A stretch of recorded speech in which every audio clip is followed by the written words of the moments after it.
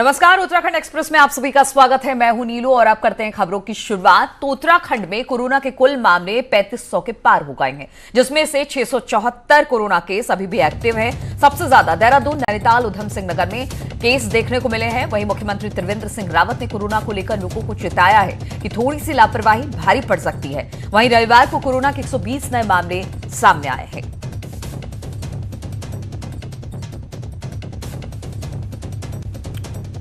और दिल्ली में आए बीजेपी के प्रदेश प्रभारी श्याम जाजू ने खुद को सेल्फ क्वारंटीन कर लिया है। जाजू को पार्टी के कार्यक्रम में शामिल होना था। सीएम त्रिवेंद्र की अपील पर श्याम जाजू ने खुद को क्वारंटीन कर लिया है। उनका भी कोरोना टेस्ट होगा। तो खबर आ रही है कि दिल्ली से आए बीजेपी के प्रदेश प्रभारी श्याम जाजू ने खुद को सेल्फ क्वारंटीन कर लिया है। जाजू को पार्टी के कार्यक्रम में शामिल होना था। सीएम त्रिवेंद्र की अपील पर श्याम जाजू ने खुद को क्वारंटीन कर लिया है। लेकिन वो दिल्ली से आए हैं, तो मैंने उनसे अनुरोध किया कि हमारे राज्य में जो व्यवस्था है वो इस तरह के प्रोग्राम में हमने परमिशन नहीं दिया है बाहर के लोगों को।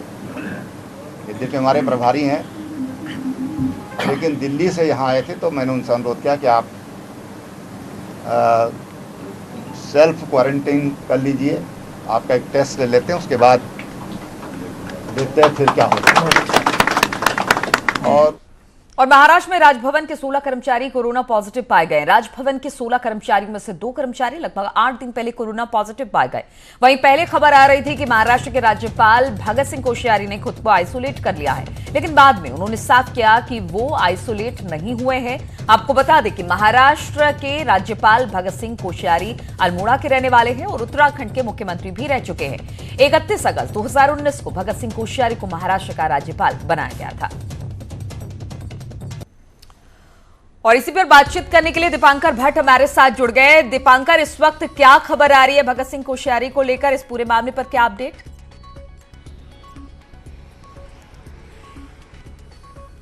बिल्कुल, जो बात आपने बताई अभी दर्शकों को कि उन्होंने खुद इस बात को कहा है कि उन्हें आइसोलेट नहीं किया गया, लेकिन मुंबई में जिस तरह के हालात है उसको लेकर चिंता, चाहे राजभवन की हो, चाहे अमिताभ बच्चन के जो कोरोना संक्रमित होने की बातें हैं उसको लेकर मुंबई में जरूर चिंता है। लेकिन उत्तराखंड की अगर बात करें, श्याम जाजू की जिस तरह आपने बात की, जो प्रदेश प्रभारी हैं, और खुद मुख्यमंत्री ने उनसे अपील की कि आप खुद को आइसोलेट रखें, क्योंकि वो क्वारंटीन रखें, क्योंकि वो दिल्ली से आए और दिल्ली में भी संक्रमण बहुत ज्यादा है। उत्तराखंड की अगर ओवरऑल बात करें तो अभी तक हालात नियंत्रण में रहे। पिछले 15 मार्च से लेकर अब तक 3500 के केस पार हुए।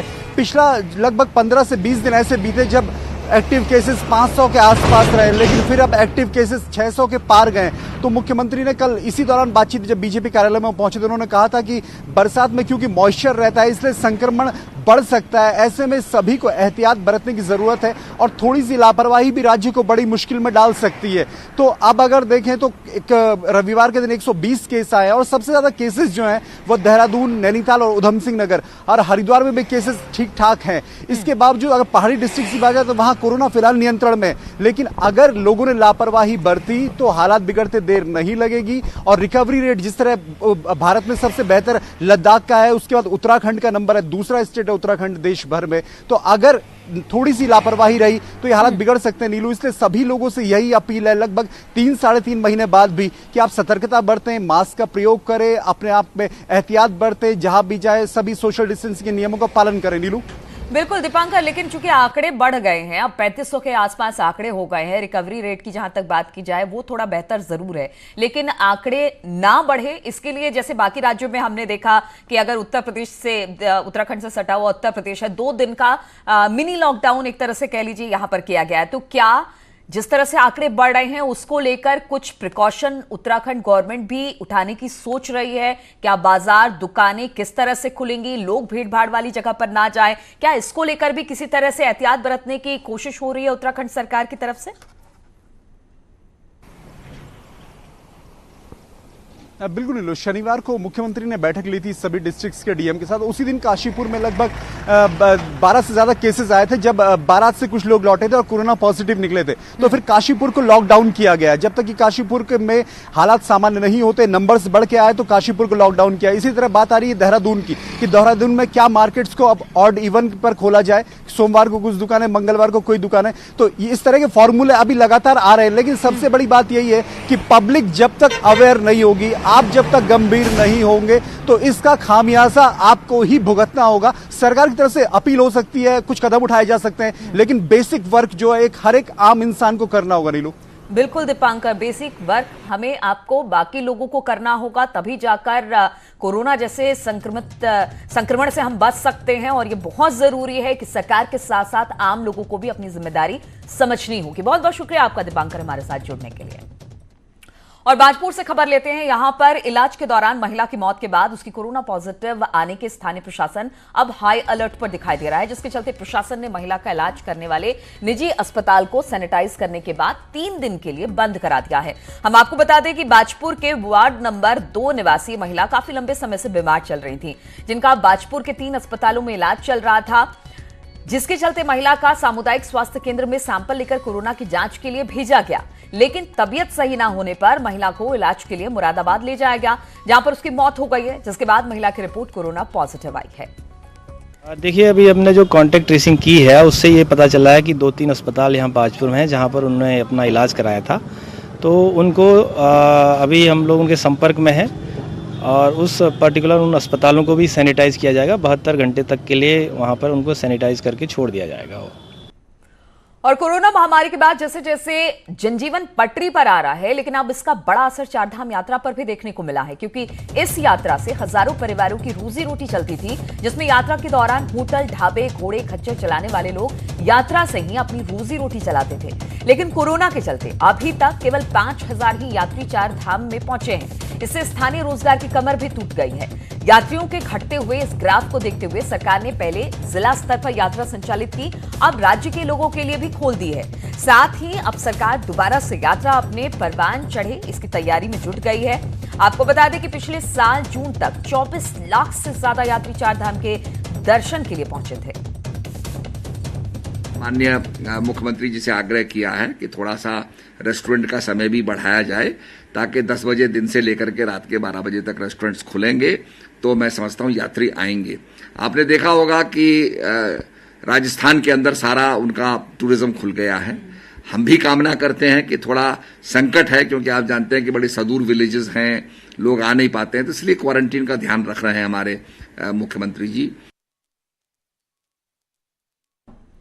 और देवस्थानम बोर्ड पर पुनर्विचार के सांसद अजय भट्ट की सलाह पर सीएम त्रिवेंद्र रावत का कहना है कि अजय भट्ट ने यह सलाह देने में अब बहुत देर कर दी है। हालांकि सीएम ने यह भी कहा कि अजय भट्ट के बयान को तोड़ मरोड़ कर पेश किया गया।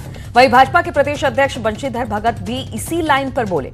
भगत का कहना है कि देवस्थानम बोर्ड पर अब बहुत आगे बढ़ा जा चुका है। वहीं मामला कोर्ट में है, अब कोर्ट से जो फैसला आएगा वो सबको मान्य होगा। लेकिन रात को मैं उनका स्टेटमेंट सुन रहा था, मुझे ऐसा लगा कि उनके स्टेटमेंट को काफ़ी तोड़ा मरोड़ा गया है। पहली बात तो यह है कि वो मामला इस समय हाई कोर्ट के विचाराधीन है, उस पर हम कुछ कहें ये हमारे लिए ठीक नहीं है। दूसरा, माननीय मुख्यमंत्री जी ने कह दिया है कि उन्होंने सुझाव जो दिया वो देर से दिया, अगर प्रारंभ में देते तो कुछ विचार कर लेते। और आपको अब अजय भट्ट का वो बयान सुनाते हैं जिसमें उन्होंने क्या कहा था, वो सुनिए। तैयार कर ली। विपक्ष भी तरह तरह की भाषाएं प्रयोग कर रहा है, तरह तरह के प्रलोभन और वचन दे रहा है कि हम आए तो हम ये कर देंगे, वो कर देंगे। तो ऐसी स्थिति में अगर हमको पुनर्विचार भी करना पड़े तो मैं समझता हूँ कोई अहितकारी नहीं होगा, बल्कि एक पॉजिटिव कदम ही हम उसको मानते हैं। और उत्तराखंड से अगला राज्यसभा सांसद कौन होगा, इसको लेकर सुगबुगाहट अब तेज हो गई है। नवंबर में कांग्रेस के नेता राज बब्बर का कार्यकाल खत्म हो रहा है और इस बार बीजेपी का उम्मीदवार राज्यसभा पहुंचेगा।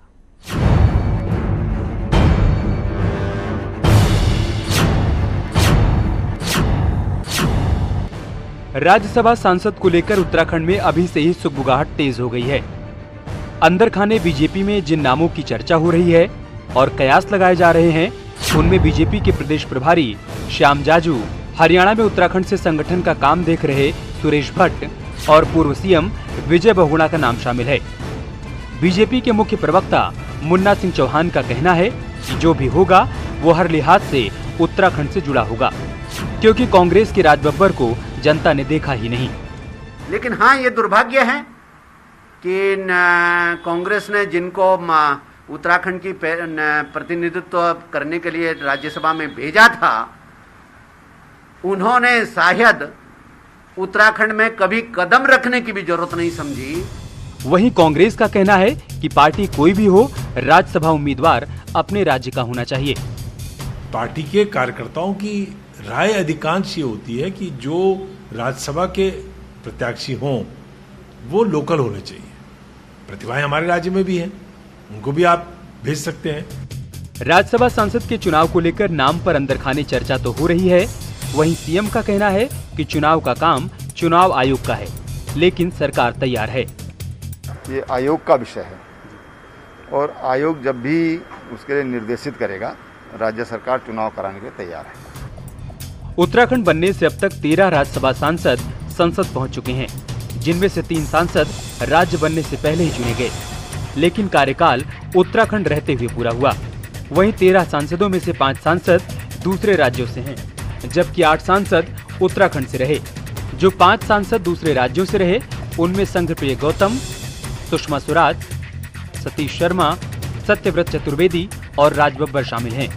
वहीं उत्तराखंड से राज्यसभा सांसदों की बात करें तो मनोहर कांत ध्यानी, हरीश रावत, भगत सिंह कोश्यारी, तरुण विजय, महेंद्र महारा, मनोरमा डोबरियाल, प्रदीप टमटा और अनिल बलूनी शामिल हैं।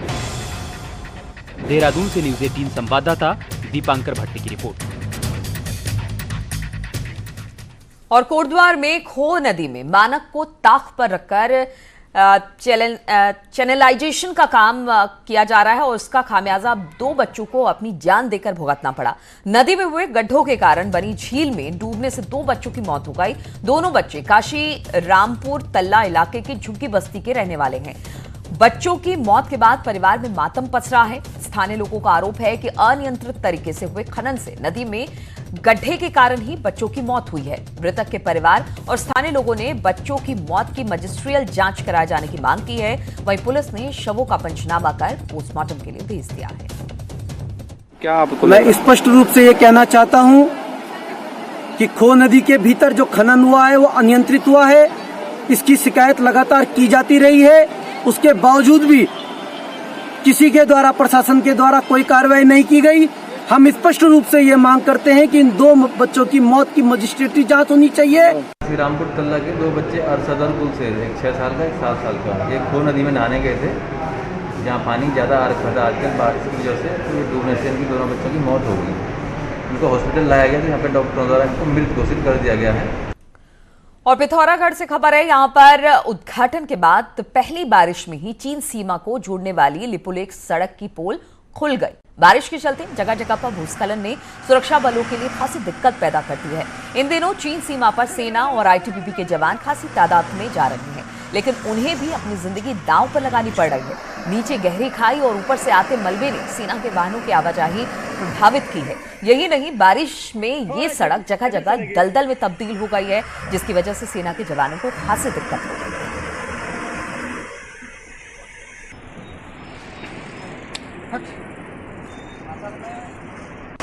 और पिथौरागढ़ की बंगापानी तहसील में मौजूद एक घर में पहाड़ों से भारी बोल्डर गिरा है। बोल्डर गिरने से घर पूरी तरह से क्षतिग्रस्त हो गया है। तस्वीरों में आप देख सकते हैं कि किस तरह से ये बोल्डर गिरने से ये घर क्षतिग्रस्त हुआ है। हालांकि गनीमत ये रही कि हादसे में कोई हताहत नहीं हुआ है, लेकिन भारी बोल्डर ने घर को पूरी तरह से तबाह जरूर कर दिया। वहीं घटना के बाद राजस्व विभाग की टीम नुकसान के आंकलन में जुट गई है।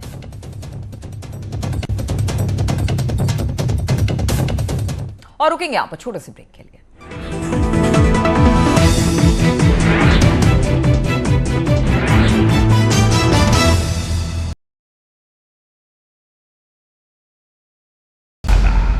भैया राम राम, नमस्कार। कुछ बता रहे हैं, कुछ चेता रहे हैं। आपने लॉकडाउन के दौरान देखा कि हम क्या कर रहे हैं। कोरोना काल में लोग एक दूसरे को समझा रहे हैं। बड़े बड़े लोग वीडियो बना रहे हैं। आप गाना जानते हैं तो गाइए या फिर अपना हुनर दिखाइए। वीडियो बनाइए और हम तक पहुंचाइए और घर बैठे बनिए स्टार।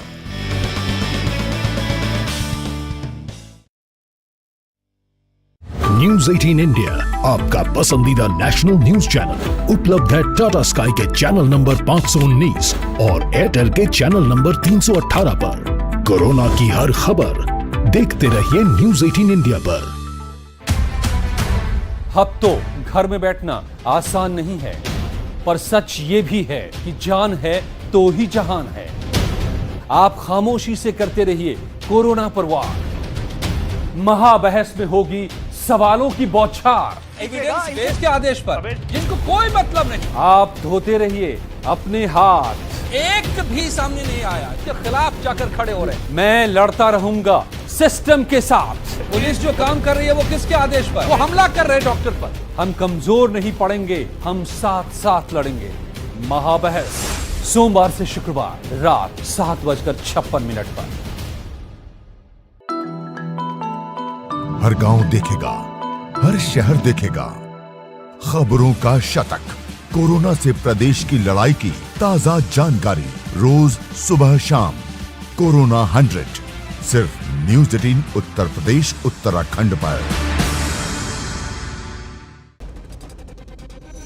घरों से शहरों तक की हर पल की हर खबर न्यूज 18 के रिपोर्टर पहुंचाते हैं आप तक, ताकि तेजी से फैलते कोरोना की मिले आपको फास्ट अपडेट। देखिए यूपी एक्सप्रेस 100 सिर्फ न्यूज 18 उत्तर प्रदेश उत्तराखंड पर।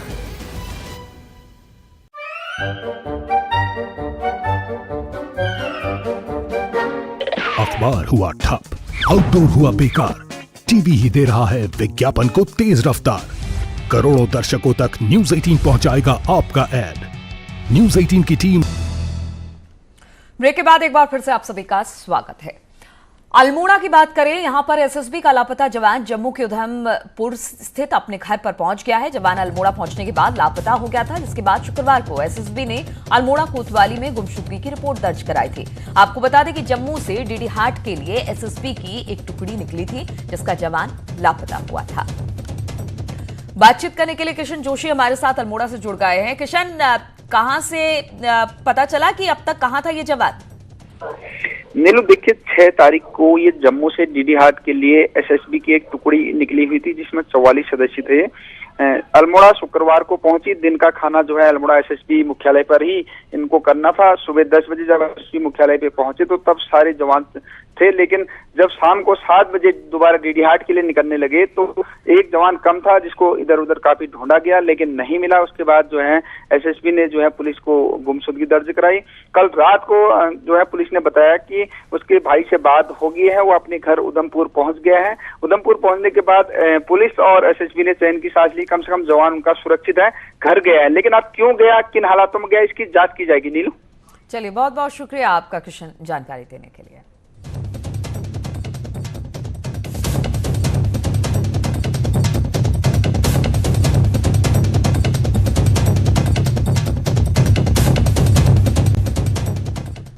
और 8 जनवरी 2020 को ऑन ड्यूटी लापता हुए 11वीं गढ़वाल राइफल के हवलदार राजेंद्र सिंह नेगी को सेना ने शहीद मान लिया, लेकिन उनकी पत्नी और बच्चे अब भी इस आस में हैं कि जब तक पार्थिव शरीर नहीं मिलेगा वो आस नहीं छोड़ेंगे। और 21 मई को उनने वो चिट्ठी भेज दिया यहाँ कि भाई हमने उसको मृत घोषित कर दिया, पर मैं बिना अपनी पति बिना डेड रिपोर्ट दे के कैसे सपोर्ट करूंगी कि भाई वो मर चुका है। 8 जनवरी को पाक सीमा पर अनंतनाग में पैर फिसलने से लापता हुए हवलदार राजेंद्र सिंह नेगी को 21 मई को सेना ने बैटल कैजुअलिटी मान लिया है, लेकिन पिछले 6 महीने से हर दिन हवलदार राजेंद्र का परिवार इस उम्मीद में है कि उनके बारे में कोई जानकारी मिले। राजेंद्र की शहादत को उनकी पत्नी मानने को तैयार नहीं है। वो कहती हैं उनके पति ड्यूटी पर ही हैं। हमने तो वहाँ से मृत घोषित कर दिया, पर जब तक हमारे पास सपोर्ट नहीं है तब तक हम कैसे मृत मानेंगे। मेरी तरफ से तो अभी भी मेरे पति ड्यूटी पे है। वही हवलदार राजेंद्र के रिश्तेदारों का कहना है कि जनवरी में नेता तो राजनीति करने खूब आए, लेकिन उसके बाद किसी ने कभी सुध नहीं ली। जब भी यूनिट में फोन करते हैं तो रिस्पांस ठीक नहीं मिलता। तो हमारे पास लेटर आया हुआ बैठक को आर्मी हेडक्वार्टर से आया और यूनिट ने हमको कोई इन्फॉर्मेशन नहीं किया और नए यूनिट को ये हमसे बात करना चाहते हैं। तो हमारा यही गुजारिश होगा यूनिट का हमेशा हमारे साथ संपर्क रहे, लेकिन उनका कम से कम 15 या 20 दिन हो गया, अभी तक कोई कांटेक्ट नहीं आया। जो भी जब हमने यहाँ से फ़ोन किया है तब वो कॉल करते हैं। अब सेना ने अपनी कार्रवाई कर दी है, लेकिन परिवार की आस अब भी नम आंखों से हवलदार राजेंद्र की बाट जो रही है। न्यूज़ 18 के लिए देहरादून से भारती सकलानी की रिपोर्ट। और धर्मनगरी हरिद्वार में हर की पैड़ी क्षेत्र में बहने वाली गंगा की धारा को एस्केप चैनल वाले शासनादेश का मुद्दा एक बार फिर से गर्मा गया है। एस्केप चैनल का ये शासनादेश रद्द न करना उत्तराखंड सरकार के लिए बड़ी परेशानी बन सकता है। कई अन्य संस्थाओं के बाद एक बार फिर से हर की पौड़ी की प्रबंध कार्यकारिणी संस्था श्री गंगा सभा के पदाधिकारियों ने मुख्यमंत्री से एस्केप चैनल वाला शासनादेश रद्द करने की मांग की है। के अनुरूप अगर ये जल्दी ये कार्य नहीं किया और ये जो अधिसूचना और शासनादेश है जो निरस्त नहीं किया, वैसे व्यक्तिगत रूप से मैं पूर्ण रूप से आशावान हूँ कि बहुत जल्दी ये शायद करेंगे। वो अगर नहीं किया तो निश्चित हम इस विरोध को हम बड़े स्तर पे लेके जाएंगे। अपनी मांग को, विरोध अभी नहीं कहूँगा, लेकिन अपनी मांग को हम अपने और बड़े स्तर पे जाएंगे। और आज सीएम त्रिवेंद्र सिंह रावत पंचायत प्रतिनिधियों से बातचीत करेंगे। आज सुबह 10 बजे ई संवाद से संबोधित करेंगे। इंटर कॉलेज ननूर खेड़ा में ई संवाद का प्रोग्राम रखा गया है, जहां पर सीएम त्रिवेंद्र सिंह रावत आज पंचायत प्रतिनिधियों से बातचीत करने वाले हैं। और जो वक्त रखा गया है वो 10 बजे रखा गया है। ई संवाद के जरिए ही वो प्रतिनिधियों यानी कि पंचायत प्रतिनिधियों से जुड़ने वाले हैं। और पौड़ी से खबर है, जहां पर पुरानी पेंशन योजना बहाली की मांग को लेकर सरकारी अधिकारियों, कर्मचारियों और शिक्षकों ने पौड़ी के विभिन्न क्षेत्रों में पौधारोपण अभियान चलाया। अभियान में शामिल कर्मियों का कहना है कि कोरोना महामारी के चलते संगठन ने पौधारोपण के माध्यम से न केवल पर्यावरण संरक्षण और संवर्धन का संदेश दिया है, बल्कि सकारात्मक सोच के साथ सरकार को भी उनकी मांग को मानने की अपील की है।